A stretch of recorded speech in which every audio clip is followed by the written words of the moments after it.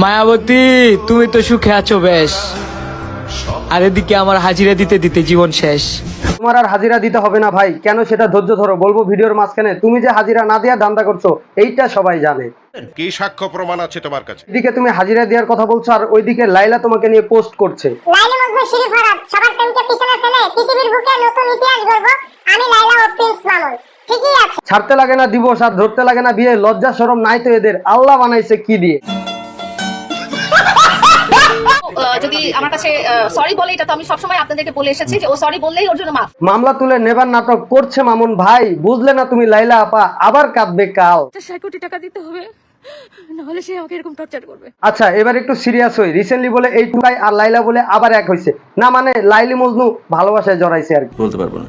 বলতে না পারলে কিভাবে হবে? এখন কিছু মানুষ আমাকে গালি দিয়ে ঠিকই বলবে ওকে টুকাই বললাম কেন। আরে ভাই ওরে টুকাই আমি বলি না, ওর লাইলাই বলছে। গতকালকে একটা নিউজ দেখলাম যেখানে ও আমাকে টোকাই বলে সাক্ষেপ করতেছে। বা 24-এর মার্চ মাস পর্যন্ত তুমি এই বাসায় কি করছিলা? আমার প্রশ্ন তো এটাই। তো আমার প্রশ্ন লাইলা আপা, যে আপনাকে কুত্তা মার দিয়ে চেহারার ডিসপ্লে পাল্টে দিয়েছিল, চেহারার সার্জারি করে আবার তার কাছেই কেন? ভাইরে ভাই কি বলবো, রমজান মাস তারপরে এদের শরম হয় না, আর শরম হবে কবে? তবে 3 দিন পরে যে আমি 100 কোটি টাকার মানহানি মামলা করব। ঠিকই আছে, আপনি আদালতে গিয়েছিলেন মামুনের নামে মামলা দিতে, আর সেই মামলার ফলে মামুনকে পুলিশ ধরলো, আর পুলিশ ধরাতে মামুন সেই মামলার ভার সহ্য করতে পারছিল না, আর তখন মায়ের কোলেই ফিরে এলো মামুন। কি আজব তাই না? আবার কিছু সাংবাদিক আছে, মানে হচ্ছে সাংবাদিক আর কি, এইসব নিউজ বলে চালিয়ে দিতেছে। সেই সব সাংবাদিকদের আমার হাসেন। আচ্ছা ভাই, যে তোর নামে মামলা দিল, তোরে জেলের ঘানি টানালো, আবার তুই তার কাছে কি করিস? মানে তোদের সম্পর্কটা এখন কি? আগে যে একটা সম্পর্কে ছিলাম বা একটা রিলেশনে ছিলাম, আমরা এখন আর কোনো রিলেশনে নাই।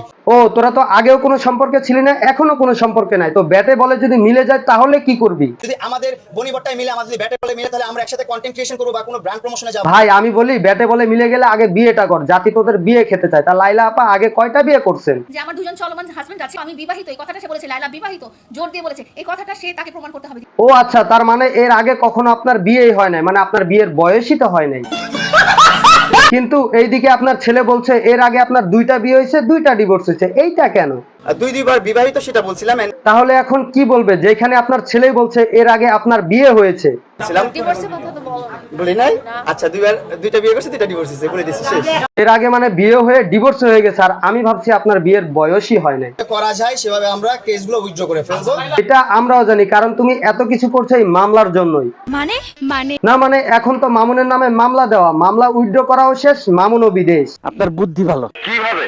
ফার্স্টেই বললাম না, মামলা তুলে নেবার নাটক করছে মামুন ভাই, আবার তুমি লাইলা কাঁদবে আগামীকাল। যেভাবে কাঁদছিল মেরে চেহারার ডিসপ্লে চেঞ্জ করাতে। রাস্তায় মারতেছিল তখন। কিন্তু শেষে আমি একটা কথাই বলতে চাই ভাই, তোরা মারামারি করবি আবার এক হবি হ, কিন্তু সংবাদ সম্মেলন করে মানুষের সমালোচনায় কেন আসবে? আর নাকি তোদের এইটা বিজনেস? মানে মানুষ যত সমালোচনা করবে তত তোদের ভিডিওতে ভিউ বাড়বে, পেজের রিচ বাড়বে, ইউটিউবের সাবস্ক্রাইবার বাড়বে। তো সাবস্ক্রাইবারের কথা মনে করতে মনে পড়ে গেল, আমার চ্যানেলটি এখনো যারা সাবস্ক্রাইব করেনি অবশ্যই সাবস্ক্রাইব করবেন। দেখা হচ্ছে নেক্সট কোনো একটি ভিডিওতে, ততক্ষণ আপনারা ভালো থাকবেন, সুস্থ থাকবেন। আল্লাহ হাফেজ, বাই বাই।